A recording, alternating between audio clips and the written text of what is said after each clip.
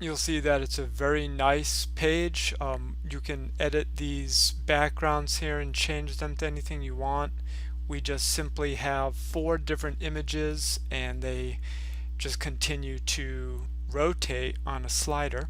The obvious initial purpose for this page is kind of like a resume type site, and you can certainly use it for that, or you can get creative and go ahead and edit it for anything that you have in mind.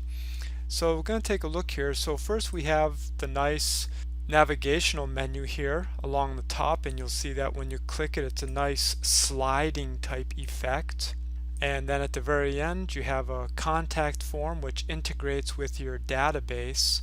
Of course your information is going to populate here, and this integrates again with your database, so when people submit the message they'll go and then they go to the landing page, which is very simply a nice successful submission page. You can put a video on here if you'd like. This button here you can control to go wherever you would like to send them to. So there's a lot of flexibility that you have on the page. Right now, let's go ahead and take a look at editing the page.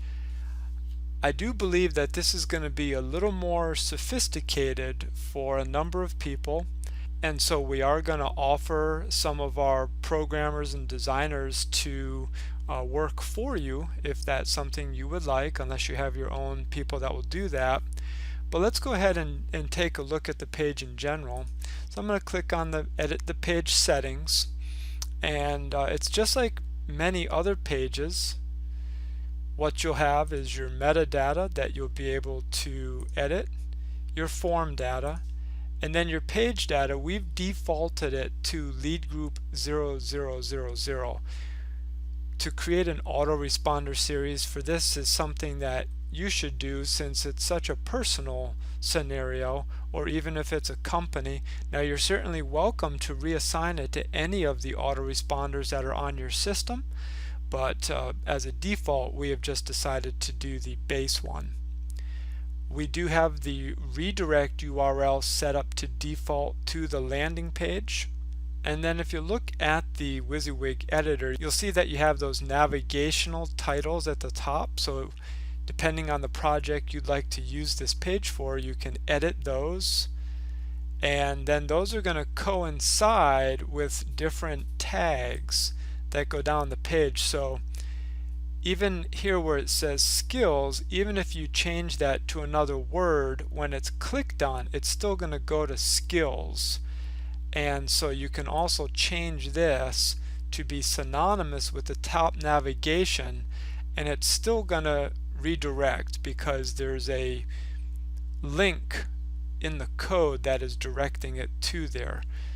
So you'll see that you can edit all of the different, in this case, skills, and again you may have some kind of a blueprint business or model that you'd like to use it for. Then of course you have education, experience, so on and so forth, and then you have these various images in a portfolio, and you can certainly edit those out using images.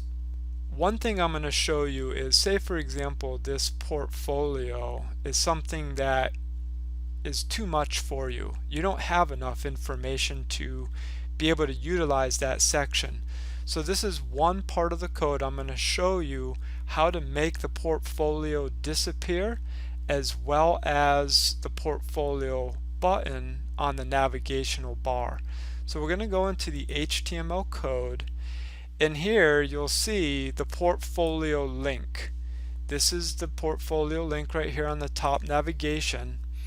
And what we're going to do is we're going to do what we call hashing it out. So you can look at my code here. It's just the lesser sign with a exclamation mark and 2 dashes, and then at the end of that line I'm going to put 2 dashes, and I'm going to close that tag. Whenever you do this on either side of some code, whatever's in between becomes mute. So if we update that and we go back up here, you'll see that the portfolio is now missing on this list. but the portfolio is still on the page. And so what we're going to do is we're going to go down, and these pages are very well designed. You'll see that it shows you where skills ends, where education begins. So they're very well coded, and you'll see again here education ends, experience begins, and we're going to go down here where it says portfolio begins. So you could technically go ahead and take all of this and just go all the way down to where it says portfolio ends, and you could delete all this code. But better, let's go ahead and do it with a hash.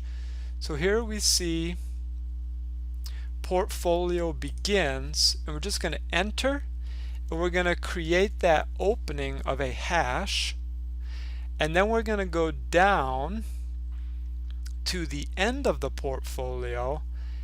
But before this code here, we're going to go to the end of the section, and we're going to close our hash.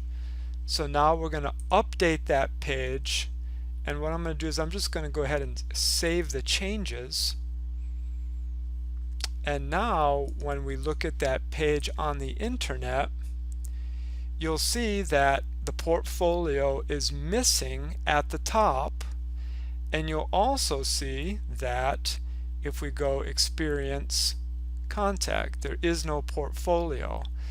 So these are actually pretty simple pages to work with if you're willing to learn a little bit and hunt around through that code.